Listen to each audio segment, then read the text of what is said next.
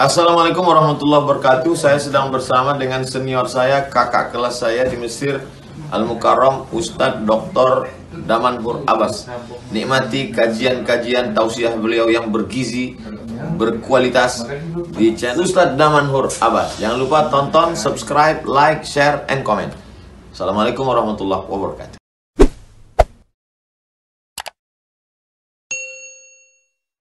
Assalamualaikum warahmatullahi wabarakatuh.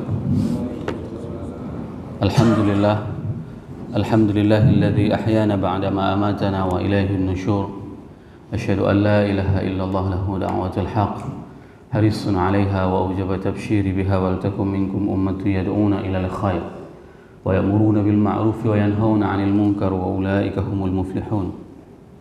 Wa asyhadu anna Muhammadan 'abduhu wa rasuluhu ballagha ar-risalah wa adda al-amanah wa nasaha al-ummah wa kashafa al-ghummah hatta atana al-yaqin lailuha kanahariha la yazighu anha illa halim. Allahumma salli wa sallim wa barik wa an'im ala habibina wa syafi'ina wa zukhrina wa maulana wa ala azwajihi ummahatil mu'minin wa dhurriyyatihi wa ahli baitihi wa ashabihi ajma'in. Allahumma salli ala ruhi sayyidina Muhammad fil arwah wa ala jasadihi fil ajsad wa ala qabrihi fil qubur. Kullama dzakara dzakirun wa ghafala an dzikrihi al-ghafilun. Rabbi shrah li sadri wa yassir li amri wahlul 'uqdatam min lisani yafqahu qawli, amma ba'd. Para asatiz yang saya muliakan, ayah bunda yang saya cintai, dan Bapak Ibu jemaah salat subuh yang dirahmati Allah, marilah senantiasa kita panjatkan puji dan syukur kepada Allah yang telah memberikan nikmat iman kepada kita, nikmat kesehatan, sehingga kita dapat melangkahkan kaki kita ke ruangan yang penuh dengan keberkahan ini. Junjungan kita Nabi besar Muhammad SAW yang telah mengajarkan kepada kita segala aspek tatanan kehidupan ini. Rasul mengajarkan kepada kita bagaimana cara melaksanakan salat subuh dan memberikan contoh. Salat subuh yang diajarkan oleh Rasulullah SAW di rakaat pertama dibacakan sekitar 90 ayat-ayat panjang, dan di rakaat kedua dibacakan sebanyak 60 ayat. Kalaulah seandainya seperti ini kita terapkan, itu menghabiskan durasi waktu salat subuh 45 menit, maka yakinlah tidak ada orang yang mau salat di masjid ini. Ya, semuanya akan lari dari masjid ini. Tapi paling tidak jangan sampai kita di salat subuh itu membaca seperti bacaan di salat maghrib. Kenapa? Karena itu juga tidak seperti yang diajarkan oleh baginda Rasulullah SAW. Maka tidak ada satupun tuntunan kehidupan ini yang tidak diajarkan oleh baginda Rasulullah SAW. Semua penuh dengan tuntunan kehidupan. Oleh sebab itu jemaah yang dirahmati Allah, berbanyaklah berselawat kepada baginda Rasulullah SAW agar kita kelak mendapatkan syafaatnya di hari akhirat. Banyak orang yang dihalau dari telaganya pada saat mereka menginginkan mendapatkan syafaat dari baginda Rasulullah. Kenapa dihalau?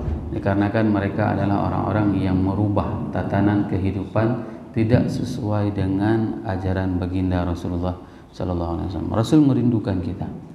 Rasul merindukan jamaahnya, umatnya, di mana mereka adalah orang yang tidak pernah melihat dengannya, namun mereka beriman kepada Nabi Muhammad SAW. Semoga semua jamaah yang berhadir pada subuh yang berbahagia ini merupakan di antara umat Nabi Muhammad SAW yang akan diberikan syafaat oleh baginda Rasulullah SAW dan akan disuguhkan air dari telaga Kautsar dari tangan mulia tersebut. Allahumma amin. Bapak Ibu jamaah salat subuh yang dirahmati Allah, insyaallah pada subuh yang berbahagia ini kita akan mengakhiri dua ayat dari surat Al-Ghasyiyah, di mana dua ayat ini merupakan penutup dari surat Al-Ghasyiyah. Allah berfirman, Bismillahirrahmanirrahim, inna ilaina iyabahum thumma inna alaina hisabahum. Sadaqallahul azim. Ini merupakan dua ayat yang Allah jelaskan bahwasanya inna, sesungguhnya, ilaina, kepada kamilah, iyabahum, mereka kembali. Semua kita itu akan kembali kepada Allah. Kita tidak ada dari mana kita pun berada, dari Aceh, dari Jawa, dari Sumatera, dari Asia, Afrika, Eropa, Amerika, semua akan kembali kepada Allah. Dan pasti. Kenapa? Karena Allah sendiri yang mengatakan inna. Allah mengungkapkan kata-kata tersebut Dan kemudian kami juga pasti akan menghisab mereka. Makna hisab itu adalah kita akan diminta pertanggungjawaban setiap detik waktu yang kita habiskan. Maka beruntung hari ini setelah salat subuh kita tidak langsung ngopi. Ya. Kenapa? Karena ini akan dihisab nanti oleh Allah di hari akhirat. Akan ditanyakan durasi waktu dari pukul 5.25 sampai dengan katakanlah misalnya pukul 5.45 atau 55, kemana waktumu? Kita sangat mudah menjawabnya. Saya duduk mendengarkan kajian Ustadz Damanhur di Masjid Al-Fitrah Qorem. Selesai. Dan ini merupakan salah satu amal yang paling penting bagi kita. Sembari kita duduk beriktikaf di rumah Allah ini, berzikir kepada Allah ini, semoga ini menjadi amal pemberat mizan kita di hari akhirat. Bapak Ibu jemaah salat subuh yang dirahmati Allah, Imam Ibnu Ashur di dalam tafsirnya At-Tahrir wa Tanwir beliau menjelaskan ta'lilun li jumlah, ayat 2 tadi itu merupakan penjelasan terhadap firman Allah, lasta alaihim bimusaitir, bahwasanya engkau Muhammad itu tidak bisa mengontrol orang untuk bisa taat kepadamu. Tidak ada upaya. Nabi Muhammad itu tidak bisa membuat seseorang itu taat dan patuh. Tapi apa tugas Nabi Muhammad? Tugas Nabi Muhammad, tugas para ustadz itu hanya mengajak kepada kebenaran. Dan tugas kita adalah fadzakir, berikanlah peringatan kepada siapapun. Oh, terserah hasilnya berubah atau tidak. Sama sepertinya kajian salat subuh kita. Ada di antara saudara-saudara kita, dia mendengarkan kajian salat subuh kita itu sambil di atas tempat tidur. Senyap-senyap dia rasakan. Kenapa? Karena ini adalah tugas kita untuk menyampaikan kebenaran. Mengenai hidayah atau tidak dia dapatkan, itu adalah efek yang akan dia terima. Namun, kita tidak boleh mengklaim mereka. Tidak boleh menuduh mereka, tidak boleh melakukan apapun terhadap mereka. Doakan semoga semakin banyak orang yang mendapatkan hidayah dari Allah, sehingga mereka akan memenuhi masjid-masjid ini. Jangan hanya mereka memenuhi masjid kapan? Pada saat terjadi gempa, pada saat terjadi musibah. Kenapa? Karena di situ orang semua akan teringat kepada Allah. Bahkan orang-orang non-muslim pun pada saat terjadi gempa itu mereka akan berzikir, ya, la ilaha illallah, la la la la la, macam dengan banyak ungkapan yang mereka ucapkan. Lianna nuhasibuhum hina ruju'ihim ilaina fi daril baqa, dikarenakan kami ketika mereka kembali fi daril baqa, di hari akhirat, yaitu kampung halaman yang abadi. Hurfun inna ala isti'malihil masyhur. Kita sudah menjelaskan makna inna. Inna itu adalah sesuatu yang memang pasti yang akan terjadi. Innaka antal alimul hakim. Sesungguhnya engkau Allah Maha mengetahui dan Maha menghukumi. Itu sifat Allah. Allah pasti mengetahui apapun yang terjadi dengan kita. Al-ilmullah wal maksyuf.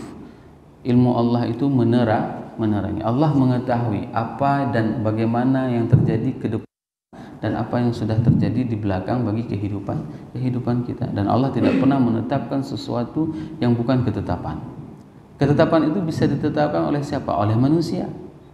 Kemarin saya ditanyakan oleh salah satu jamaah, Ustaz, bagaimana yang dimaksud dengan takdir tersebut? Takdir itu tidak bisa dirubah. Ada yang bisa dirubah. Contoh takdir yang tidak bisa dirubah. Contoh takdir yang tidak bisa dirubah itu adalah seperti kita lahir dalam keadaan laki-laki ini. Ada yang dilahirkan dalam keadaan perempuan. Tidak ada yang bisa kita merequest, meminta kepada Allah supaya kita lahir dalam keadaan perempuan, padahal kita laki-laki. Karena ini adalah ketentuan dari Allah. Lahir dari rahim, katakanlah seorang wanita dari Aceh, dari Jawa, dari Padang, itu semuanya adalah ketentuan dari Allah. Namun ada ketentuan yang memang itu bisa berubah. Contoh, pada saat seseorang mau merubah tentang kehidupannya. Dulunya dia tidak mempunyai apapun, pada saat dia belajar, pada saat dia berusaha melakukan jenjang pendidikan, maka dia akan mendapatkan rezeki. Inilah yang dinamakan dengan takdir yang bisa kita merubah. Sebagaimana pada suatu hari pada saat Umar ingin memasuki Mesir, pada saat itu Mesir dalam keadaan terkena wabah, dan ditanyakan oleh orang-orang pada saat itu, apakah engkau Umar melarikan diri dari takdirmu? Iya, aku melarikan diri dari suatu takdir ke takdir yang lain, takdir yang akan mati konyol kepada takdir yang akan mati syahid di jalan Allah. Ini yang harus kita pahami, bahwasanya pada saat kata-kata inna itu dikatakan dengan kata-kata yang pasti. Wa iyyaba bitakhfifil ya ay arruju ila makanil ladzi sadara alaihi.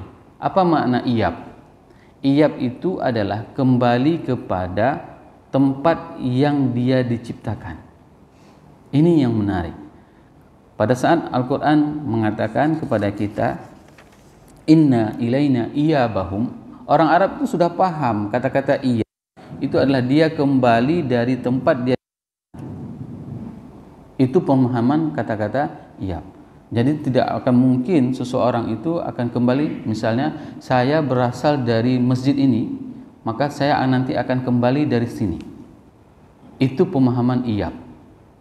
Jadi pemahaman iyab itu bukanlah misalnya saya berasal dari masjid ini, dari Aceh, nanti saya akan kembali dari Pulau Jawa. Tidak. Tetap saya akan kembali dari tempat saya diciptakan, dilahirkan pertama sekali. Nah, orang-orang Arab itu begitu mereka mendengarkan kata-kata inna ilaina iyabahum, mereka sudah mengetahui bahwasanya mereka itu akan kembali dari tempat mereka pertama sekali diciptakan. Ay ruju'un ila makanil ladzi sadara anhu atlaqa 'ala al-hudur, yaitu menunjukkan kepada kehadiran fi hadratil Quds yaumil hasyar, di mana hari itu merupakan hari kesucian, yaitu yaumul hasyar, hari kebangkitan, tashbihan lahu birruju'i ila makanil ladzi kharaja minhu bimulahadha anna Allah khuliqan nas khalqahumul awal, di mana Allah menciptakan mereka sebagaimana ciptaan awal pertama sekali. Kita diciptakan pertama sekali oleh Allah, begitulah nanti kita akan dibangkitkan pada hari akhirat. Jadi jangan pernah ragu tentang hari kebangkitan ini, Bapak Ibu jemaah yang dirahmati Allah. Kenapa? Karena kita itu sama sekali tidak pernah ada, dan Allah mampu menciptakan kita dari tidak ada. Apalagi pada saat kita sudah ada seperti ini, kita meninggal dunia untuk dibangkitkan kembali. Maka salah satu hasil penelitian dari itu menunjukkan tubuh manusia itu semuanya akan hancur kecuali tulang sulbi. Itulah yang dinamakan dengan microchipnya tubuh kita. Tulang itu tidak akan pernah hancur. Manusia pada saat dia itu bagaimanapun keadaannya, ada tulang ekor itu yang tidak akan pernah hancur. Itulah untuk cikal bakal dia nanti akan dibangkitkan kembali. Ini yang hebatnya, pada saat dideteksi ternyata semua memori itu adanya di tulang sulbi tersebut. Maka kalau orang udah kena tulang ekornya itu sudah nggak betul lagi, jalannya juga udah sengkleng, semua udah nggak betul. Bapak Ibu jemaah yang dirahmati Allah, fashabahat i'adatu khalqihim wa ihdarihim ladaihi biruju'i al-musafir ila maqra' kama qala ta'ala. Ini diumpamakan bagaimana kebangkitan, bagaimana kembali mereka itu sebagaimana mereka kembali dari perjalanan mereka. Seorang melakukan perjalanan dari Aceh menuju ke Pulau Jawa, maka hari kembali ini adalah bagaimana mereka kembali lagi dari perjalanan rihlahnya dalam ataupun musafirnya. Sebagaimana firman Allah, ya ayyatuhan nafsul mutmainnah, jiwa yang tenang, ila, kembalilah kepada Tuhanmu. Kita pernah melakukan perjalanan, katakanlah touring, traveling, maka semua kita akan kembali. Tidak ada yang bertahan hidupnya di jalan. Semua akan kembali ke kampung halaman. Nah, hari itu merupakan hari kita semua kembali ke kampung halaman kita. Tidak akan pernah seseorang itu pada saat dia melakukan perjalanan dia tidak balik-balik lagi. Ya, semuanya yang pernah melakukan perjalanan, siapapun yang pernah melakukan perjalanan, maka kita semua akan kembali. Inilah yang dinamakan dengan iyabahum. Bapak Ibu jemaah yang dirahmati Allah, wa taqdimun khabar inna, dan dikedepankan kata-kata khabar ala. Kenapa dikedepankan? Lihat bagaimana detailnya bahasa Arab itu. Kenapa inna itu ditaruh di awal? Ya, kalau misalnya kita melihat inna ilaina iyabahum, kenapa inna ditaruh di awal? Kenapa enggak dibuat ilaina iyabahum? Kenapa tidak seperti itu? Kenapa diletakkan kata-kata inna? Dikarenakan perkara ini adalah penting liihtimamihim. Inilah yang dinamakan dengan perlunya kita memahami kosakata Arab sesuai dengan penjelasan para tafsir, para mufassirin. Nah, begitu kita menemukan kata-kata inna, terbayanglah bagi jamaah semuanya, ini pasti sesuatu yang penting, bukan sesuatu yang tidak penting. Maka di inna tahqiqan li hadzal ruju', dikarenakan kembalinya ini merupakan sesuatu yang pasti.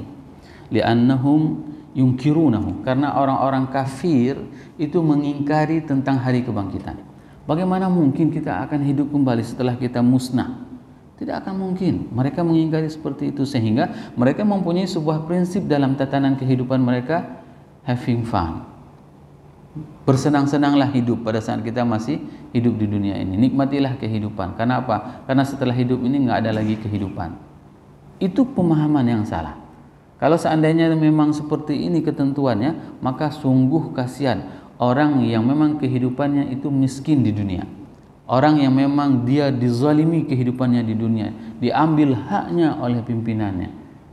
Maka mereka tidak akan dapat menuntutnya nanti di hari akhirat.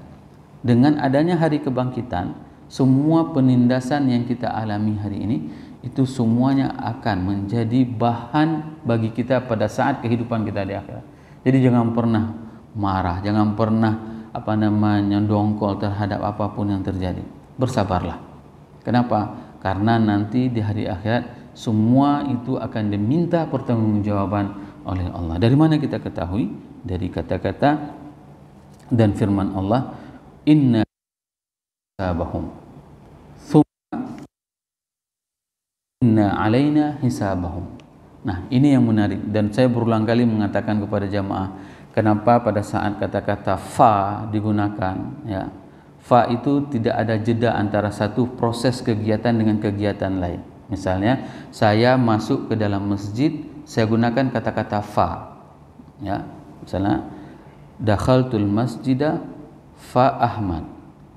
Kalau kata-kata fa yang saya gunakan itu berarti tidak ada jeda, saya masuk langsung di belakang saya Pak Ahmad yang masuk ke dalam masjid. Tapi kalau kata-kata yang saya pakai misalnya dakhaltu ilal masjid thumma Ahmad, itu berarti ada jeda waktu. Ada jeda waktu antara satu proses kegiatan dan kegiatan yang lain. Nah, Allah iyabahum thumma inna alaina hisabahum. Kemudian kami akan menghisap mereka. Karena proses kebangkitan dengan proses hisap itu sangat panjang. Sangat panjang.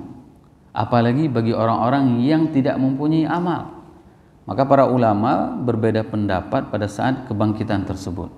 Ada yang mengatakan pertama sekali itu adalah kebangkitan, yang kedua itu adalah haud, yang ketiga itu adalah hisab, dan yang keempat itu adalah sirat. Ini proses yang terjadi perselisihan di antara para ulama. Ada juga yang ini berarti mereka itu semua akan dibangkitkan nanti. Maka mereka akan dihisap. Setelah dihisap nanti akan mereka mendapatkan haud, syafaat.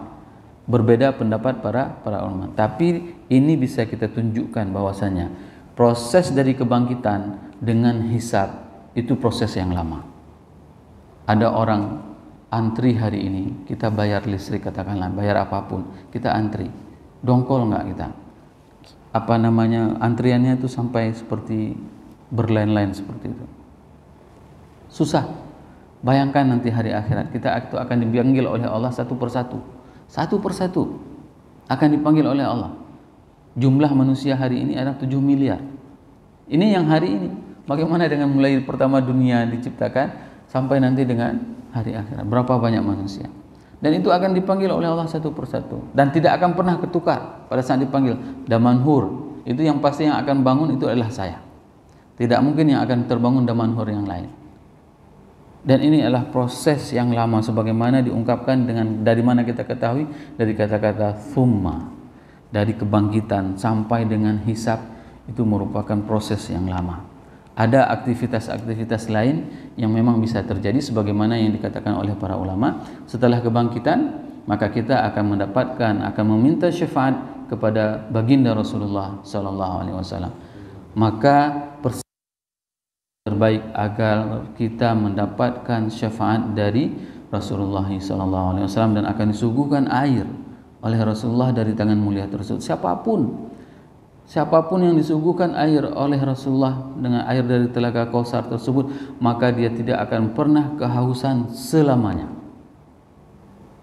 Bayangkan berapa miliar manusia yang akan dibangkitkan nanti di hari akhirat, dan mereka semua akan meminta syafaat kepada semua. Mereka mendatangi Nabi Adam, Nabi Nuh, semua menolak. Kenapa? Karena para nabi tersebut sudah menggunakan doa pamungkasnya pada saat kehidupan di dunia, kecuali Nabi Muhammad SAW. Nabi Muhammad tidak menggunakan doa pamungkas. Doa pamungkas itu apa? Ada sesuatu yang dimintakan sehingga permintaan tersebut tidak akan pernah diberikan lagi. Itu semua sudah digunakan oleh para nabi, kecuali Nabi Muhammad. Nabi Muhammad kan diminta oleh malaikat, wahai Muhammad, pintalah kepada malaikat penjaga gunung agar ku hancurkan semua penduduk Taif. Tidak mau Rasul. Rasul mengatakan tidak. Innahu la ya'lamuna anni Rasulullah. Mereka itu tidak mengetahui bahwasanya aku adalah Rasul. Dan Nabi Muhammad pada saat itu mendoakan lagi agar apa? Agar ada zuriat mereka, agar keturunan mereka ada yang masuk Islam. Coba bayangkan bagaimana cintanya Rasulullah SAW kepada kita umatnya.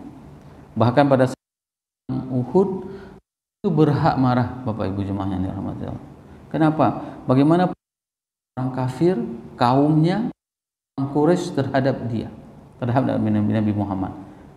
Saya sering menceritakan pelipis Rasul itu terkena 2 duri besi di pelipis Rasul. Kepalanya bocor. Dari mana kita ketahui? Fatimah Az-Zahra, putri tercintanya, menangis sewaktu melihat ayahandanya kepalanya bocor. Mungkin kita kalau melihat ayah kita bocor kepalanya, kita hantam orang yang buatnya. Marah kita.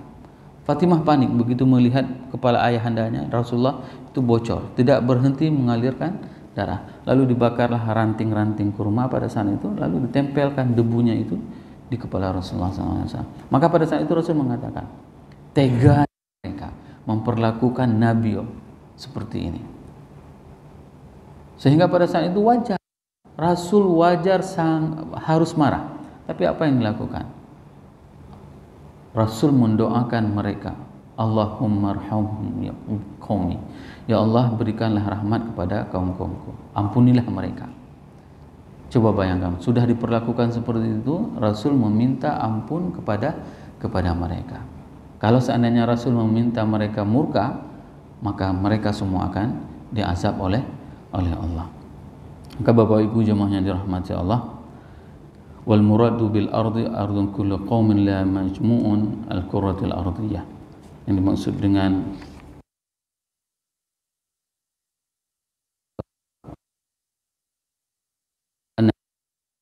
hukmillah haq alladhi faradallahu anhu. Wa hadhihi al jumlah hiya al maqsud min ta'lil allati qablaha bima'na at-tamhid laha wa idmaj li itsbatil ba'ts. Ini menunjukkan semua penjelasan ini tentang adanya hari kebangkitan. Hati-hati Bapak Ibu jemaah yang dirahmati Allah. Hisab itu mendetil sekali. Saya pernah menjadi inspektor di dalam sebuah lembaga, dan pada saat kita diperiksa itu sangat ribet. Capek kita. Itu diperiksa di dunia. Capek kita, ditanyain kemana uangnya, dibawa kemana, bagaimana penggunaannya, mana buktinya. Itu baru 1 tahun diperiksa dan baru 1 item uji petik biasanya. Belum lagi kalau seandainya kita hidup diberikan oleh Allah 80 tahun, maka kita akan diminta pertanggungjawaban setiap detik tersebut. Dan setiap perlakuan yang kita lakukan kemaksiatan, maka itu tidak ada hisabnya. Setiap harta yang diambil dengan cara haram itu semuanya diazab tanpa ada hisab. Sedangkan harta yang halal itu yang dihisab.